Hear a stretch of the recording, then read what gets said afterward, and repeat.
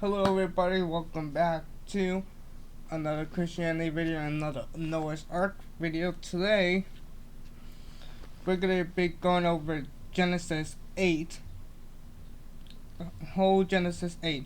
Genesis 8 verse 1 through 22. So yeah,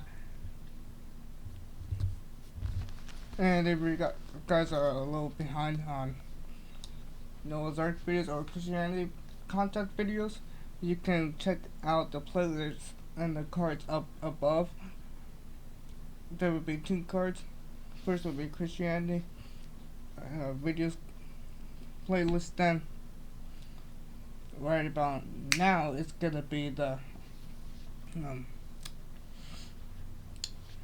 Noah's Ark playlist. So yeah. Besides that, let's get into it.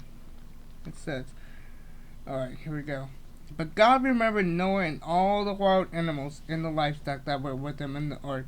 And he sent a wind over the earth, and the water receded.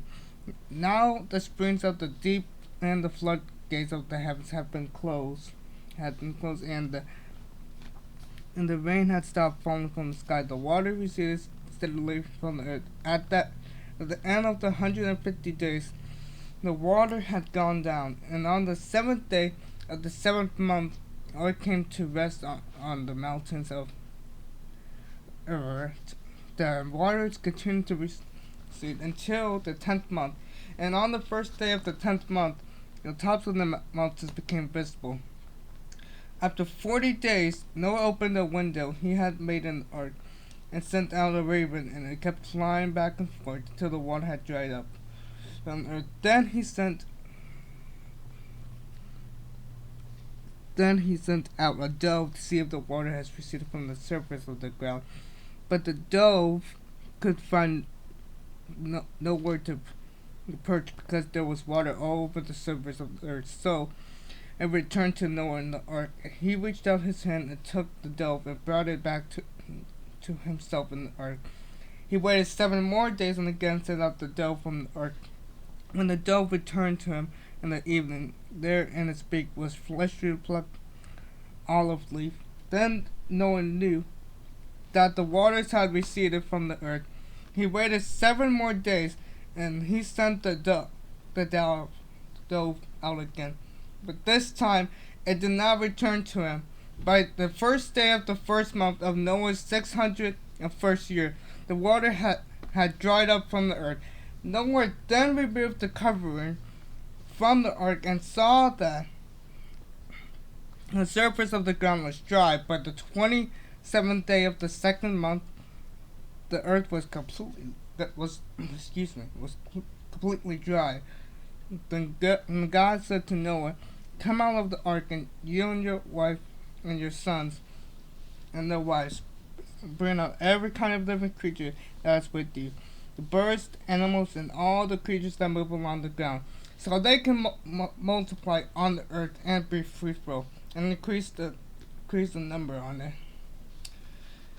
So Noah came out together with his sons and his wives and his sons' wives, animals, and all the creatures that move along the ground, and all the birds, everything that moves on land, came out of the ark, of one kind after another. Then Noah built an altar to the Lord, and taking some of all the clean animals and clean birds, he sacrificed burnt offerings on them. The Lord smelled the pleasant aroma and said in his heart, "Never again will I curse the ground, because humans eat, even though every inclination of the human heart is evil from childhood, and never again will I destroy all living creatures as I have done. As long as the earth endures, seed time and harvest, cold and heat, summer and winter, day and night will never cease." Okay, a lot happened in